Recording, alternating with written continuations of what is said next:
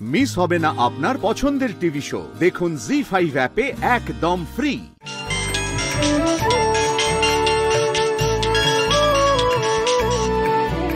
Hello, কে বলছেন? রাজেশ্বর চ্যাটার্জি বলছি, মিন্টু রিক্সাওয়ালা। হ্যাঁ। শোনো, আমার বাড়িতে আমার ছেলের বিয়ে। তা আমি কি করবো বলুন? তোমাকে নিমন্ত্রণ করার জন্য ফোন করলাম। সব পরিবারে এসে খেয়ে যেও, ভালো কাঙালি ভোজন হচ্ছে। ভদ্রভাবে কথা বলুন।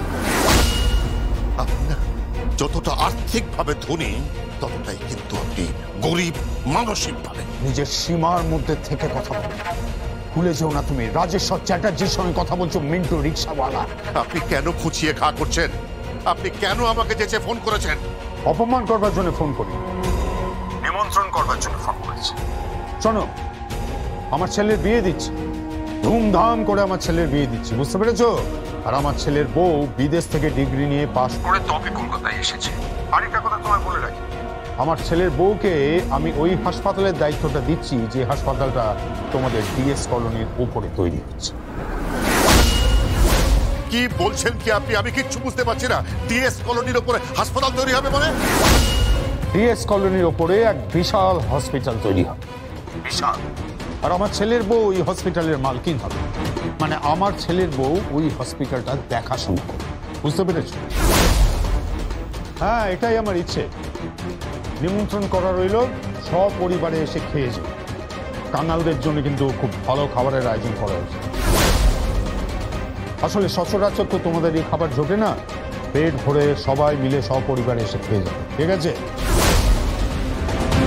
সবাই মিলে আসবে, কিন্তু তুমি না এলে আবার এই বিয়েটা সুসম্পন্ন হবে না, বুঝতে পেরেছো মিন্টু রিক্সাওয়ালা?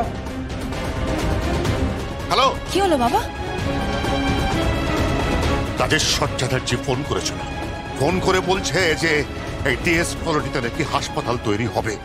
কি বলছো বাবা? হ্যাঁ, বলছে এখানে হাসপাতাল তৈরি হবে, আর সেই হাসপাতালের দায়িত্ব নেবে নাকি তার ছেলের বউ।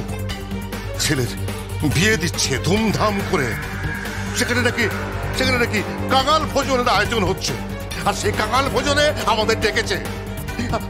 আমরা কাঙাল তো? রিয়ান বাবু তো বলছিল যে এই ডিএস কলোনি হস্তান্তর হবে না, এই ডিএস কলোনি জমি বিক্রি হবে না, এই ডিএস কলোনিতে হাসপাতাল তৈরি হবে না। তাহলে সে কি ধোকা দিচ্ছে? তো রিয়ান সে কি ধোকা দিচ্ছে? এই শোন, বলে রাখিস, তোর রিয়ানকে বলে রাখিস যে এই বস্তির লোকজন না তাকে ছেড়ে কথা বলবে না, তাকে এখানে পুঁতে ফেলবে, তাকে এখানে মেরে ফেলে রেখে দেবে। এখানে হাসপাতাল হবে না। শোন, তুই কিন্তু ওই রেহানের কথা বিশ্বাস করবি না, একদম বিশ্বাস করবি না।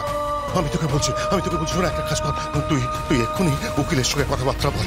আরে রুদ্রাণী চ্যাটার্জি বলে মেয়েটা আছে না, ওই মেয়েটাকে তুই আদালতে নিয়ে আয়। হ্যাঁ, আর ওটাকে শাস্তি দে, তুই শাস্তি দে ওকে, তবেই কিন্তু ওদের অহং চূর্ণ হবে। বাবা, 1 মিনিট বাবা, একটু শান্ত হও। আমাকে একবার রেহান বাবুর সাথে কথা বলতে হবে, তুমি আমাকে একটু সময় দাও। আমি ওনাকে অবিশ্বাস করতে পারবো না বাবা, আমি ওনাকে অবিশ্বাস করতে পারবো না। আমি আসছি। জি5 ডাউনলোড করুন আর সব এপিসোড দেখুন একদম ফ্রি।